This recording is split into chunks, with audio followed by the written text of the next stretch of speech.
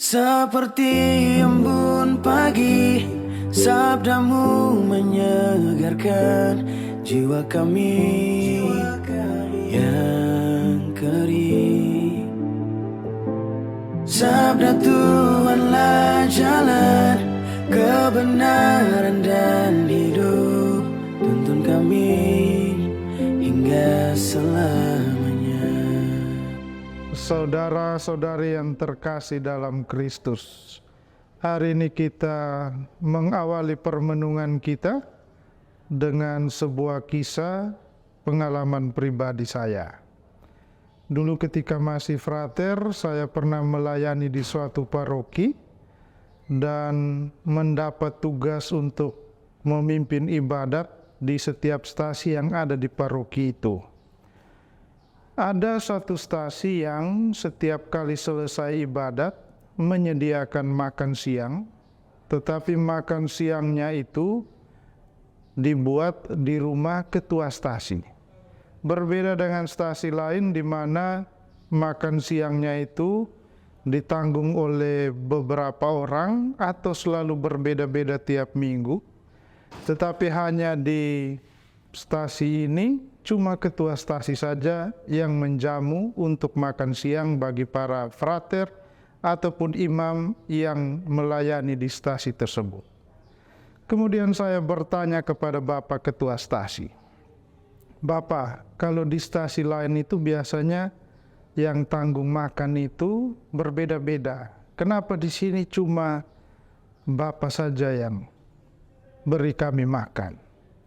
Beliau kemudian menjawab, "Saya sudah minta kepada beberapa keluarga, tetapi mereka tidak bersedia.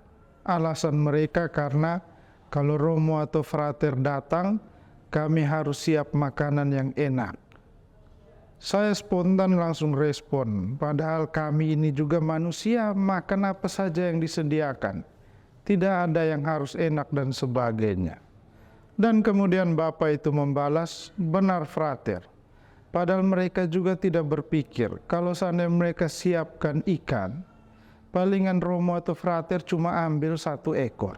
Sisanya untuk mereka. Jadi sebenarnya apa ruginya untuk menyiapkan makan siang bagi para imam dan frater?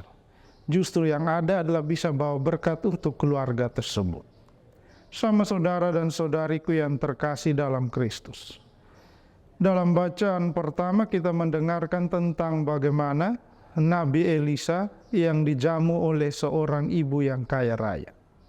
Ia adalah seorang nabi utusan Tuhan, tidak punya tempat tinggal yang tetap, hanya melaksanakan tugas apa yang Tuhan perintahkan dia jalankan.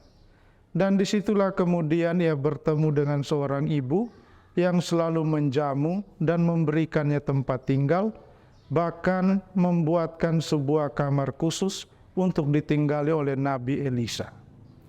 Salah satu hal yang menarik dari bacaan pertama ini adalah tentang bagaimana Nabi Elisa yang kemudian membantu sang ibu menjawab kebutuhan utama dari ibu tersebut, yaitu bahwa mereka tidak memiliki anak dan suaminya sudah tua. Kebutuhan paling pertama dari sepasang suami istri. Disinilah jika kita merenungkan secara lebih mendalam, bagaimana sebenarnya rasa hospitalitas kita, keramah tamahan, menerima setiap orang di dalam rumah kita, sesederhana apapun itu, sebenarnya kita sudah menunjukkan kasih Tuhan untuk setiap orang. Jika kita sungguh-sungguh menerima Tuhan dalam hidup kita, maka kita pun juga harus menerima sesama dalam hidup kita. Dan hal ini yang ditekankan Yesus dalam bacaan Injil yang kita dengarkan pada hari ini. Bagaimana dalam bacaan Injil, satu hal yang ditekankan oleh Yesus, bahwa Tuhan harus menjadi yang pertama dan utama, dan barang siapa yang menyambut utusan Tuhan, sama seperti ia menyambut Tuhan sendiri, dan barang siapa yang menerima Kristus, sama saja dengan dia menerima Bapa yang ada di surga. Di sini sebenarnya Yesus ingin mengajak kita.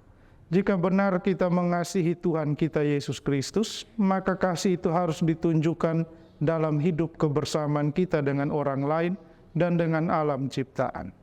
Tidak mungkin kita mengatakan kita mengasihi Tuhan, lalu kita membenci sesama kita.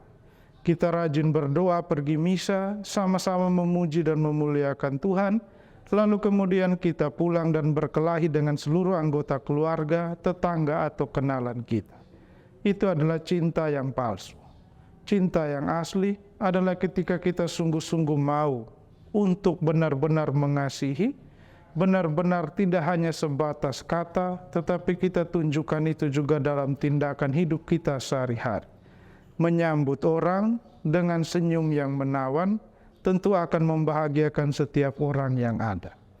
Makanya tidak heran setiap usaha yang mengutamakan jasa misalnya, mengutamakan yang namanya keramah tamahan. Membuat orang nyaman, membuat orang senang, dan kemudian bisa menghasilkan uang. Disinilah kemudian kita bisa berpikir bahwa senyum yang sederhana pun, sekalipun itu kalau kita buat dalam senyum palsu, pasti pun akan membuat orang senang.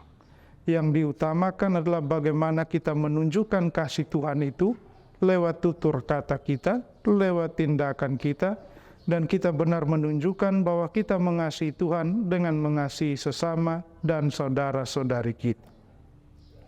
Dan disinilah kita kemudian diajak untuk merenungkan bacaan kedua. Bagaimana Rasul Paulus mengingatkan, Kristus menebus kita. Pembaptisan yang kita terima adalah tanda keselamatan yang diberikan Tuhan untuk kita, dan Dia tidak pernah minta harga untuk itu. Dia tidak pernah menawarkan untuk dibalas dan sebagainya, hanya minta supaya kita melanjutkan berkat itu, rahmat pembaptisan itu kepada orang lain. Dan disinilah kita diajak seperti Paulus mengajak umat di Roma, bahwa kita semua memiliki kewajiban untuk mewartakan sabda Tuhan, untuk membagi setiap kasih Tuhan ke tengah dunia ini. Mari kita menjadi agen-agen perubahan, dimulai dari hal-hal yang sederhana.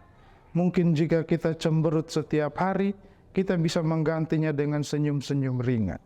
Atau mungkin kalau kita jarang untuk tertawa, kita mulai belajar untuk melihat hal-hal yang mungkin bisa menjadi komedi dalam kehidupan ini, sehingga bisa menjadi inspirasi untuk kita renungkan dalam hidup kita sehari-hari.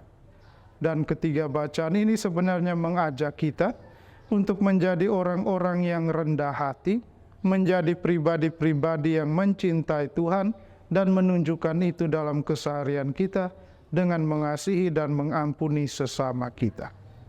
Sama saudara dan saudariku yang terkasih dalam Kristus, di akhir permenungan ini saya cuma ingin mengajak kita semua.